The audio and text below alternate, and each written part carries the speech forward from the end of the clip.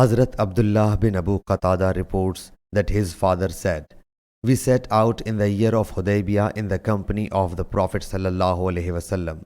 The companions along with him were wearing ihram, but I was not.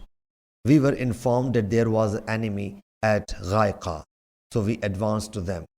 One of my companions saw an onager, so they exchanged smiles. I witnessed it, mounted the horse, and speared it to death. I wanted to seek their help, but they refused.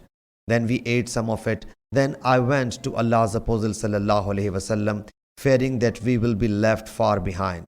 Sometimes I made my horse run at a gallop, and sometimes let it move slowly. At midnight, I met a man belonging to Banu Ghifar and said, 'Where did you leave Allah's Apostle ﷺ?' He said, 'At Tahan, napping at Suqya.'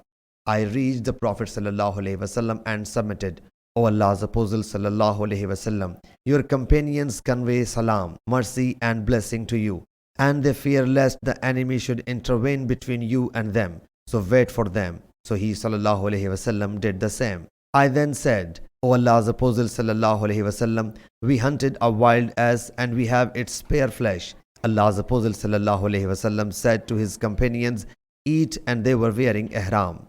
Sahih Bukhari Hadith number 1822.